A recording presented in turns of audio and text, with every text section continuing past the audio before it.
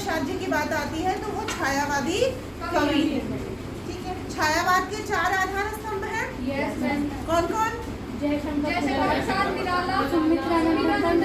महादेवी वर्मा, है ना, निराला, पंत, प्रसाद और महादेवी वर्मा। ठीक है, ये चारों छायावाद के आधार स्तंभ है। अब छायावाद में मेन क्या है कि उसमें अर्थ जो है वो छाया की तरह धुंधला है, स्पष्ट नहीं है। प्रकृति को बीच में लाकर या इस तरह से स्थूल का जो है बहुत सूक्ष्मता से वर्णन किया गया है। अब स्थूल क्या होता है? जो सामने बिल्कुल हमें दिख रहा है ना, उसको बहुत ही बारीकी से वर्णन किया गया है। तो ज्यादा डिटेल में हम बाद में जाते हैं। अब हम सीधे अपने कवि पर आते हैं। तो इनके बारे में, इनकी पढ़ाई कहाँ तक हुई थी बताइए? 8वीं कक्षा तक। स्वाध्याय क्या होता है? खुद से पढ़ाई करना। ठीक है, उन्होंने खुद से किसी भी विद्यालय में जाकर जो है विधिवत शिक्षा नहीं ली थी, उन्होंने खुद से। अच्छा, क्या एक भाषा के ज्ञाता थे या बहुत सारे? प्रश्नों को मैं थोड़ा आसान कर आपको जो है, हाँ, ताकि आप आराम से बता सको। उनका जन्म कहाँ हुआ था? अच्छा, मैं चाहती हूँ एक बार उत्तर इधर से आए, ये दोनों इधर और 2 इधर। कर ले ऐसा? तैयार है? ठीक है, तो अगला प्रश्न इधर के लिए है। उनकी महत्वपूर्ण रचनाओं के नाम बताइए, नाटकों के। 1 2 कोई भी 1 या 2 नाटक बताइए जल्दी। हाँ, शाबाश। अजातशत्रु,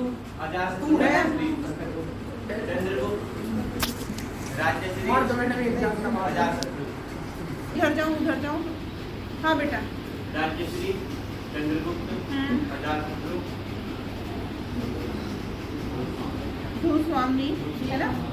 ठीक है, शाबाश।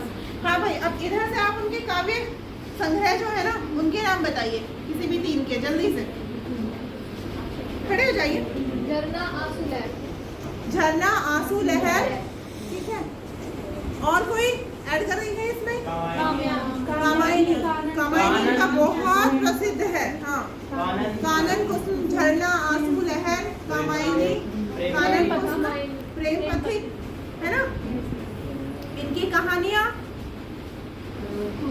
बताइए। आंधी, इंद्रजाल, छाया, आकाशदीप, आंधी। हाँ, और ये सारे ना इनकी कहानी संग्रह हैं। जैसे हमारे प्रेमचंद जी का मानसरोवर में उनकी बहुत सारी कहानियां हैं ना, वैसे ही जो अब ये है, कहानी तो इस नाम से है ही इनकी, लेकिन ये इनके कहानी संग्रह है, पुस्तकें जिनका नाम है ये आकाशदीप, आंधी, इंद्रजाल। ठीक है, अब हम किसी को कुछ पूछना है अब इसमें से? अच्छा, इनकी कविताओं में कौन सा स्वर ज्यादा, मतलब किस तरह की बातें की है इन्होंने अपनी कविता में? राष्ट्रीय जागरण, मतलब अपने राष्ट्र के प्रति भक्ति, अपने राष्ट्र का गौरव, अपने राष्ट्र के प्रति गौरव को प्रदर्शित करती हुई उन भावनाओं से ओतप्रोत कविताएं और काव्य उन्होंने लिखे। हमारे यहाँ जो हमारे 2 हैं यहाँ पर, उनके 2 नाटकों के ही अंश हैं। पहला अभी हम जानेंगे देवसेना का गीत। तो देवसेना का गीत उनके कौन से नाटक से है बताओ? स्कंदगुप्त नाटक से।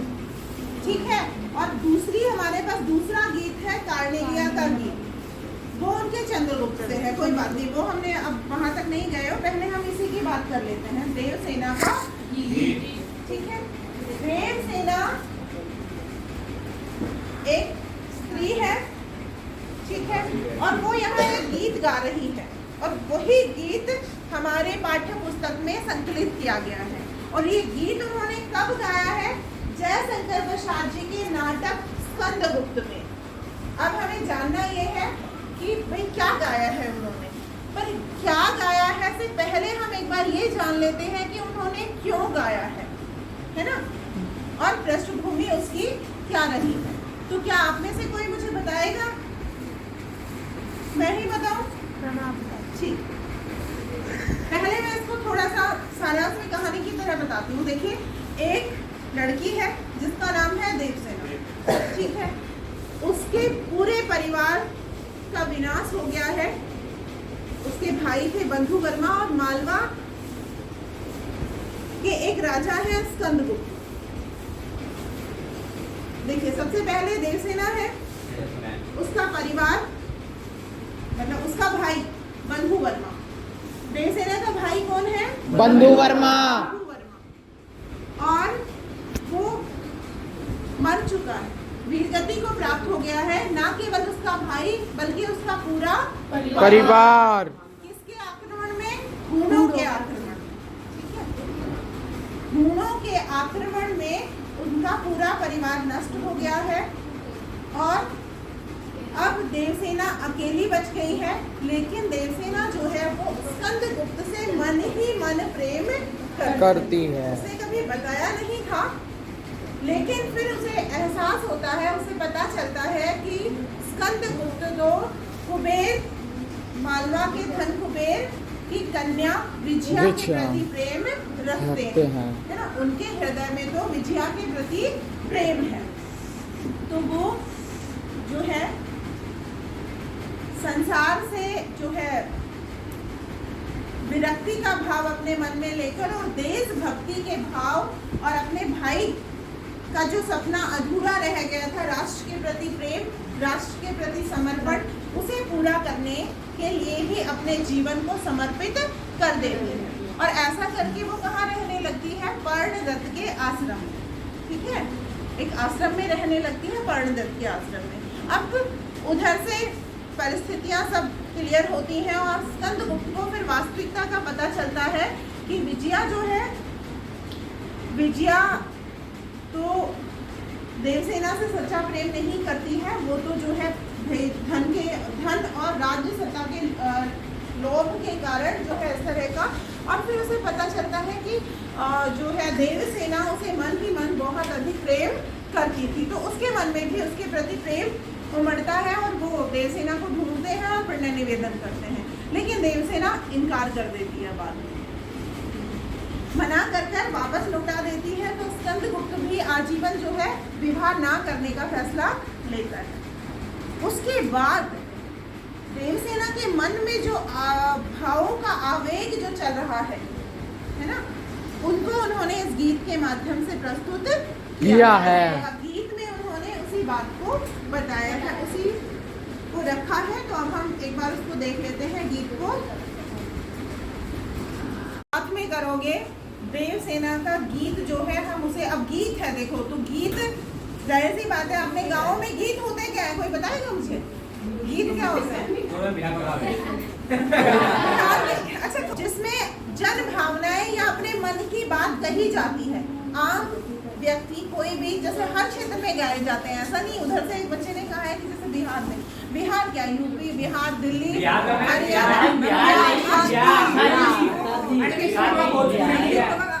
समझ। तो बिहार जैसे ब्याह इसने ऐसे बोला है जैसे, ठीक है, में गाए जाते हैं। तो अब हम गीत को एक बार गा लेते हैं। आहा वेदना मिली विदाई। शब्दों पे थोड़ा ध्यान दीजिए, अगर शब्दों पे पकड़ बना ली तो अर्थ अपने आप चलने लगता है साथ साथ। आहा वेदना मिली विदाई, मैंने भ्रमवश जीवन संचित, मधुकरियों की भीख लुटाई। चलिए साथ में गाइए। आहा वेदना।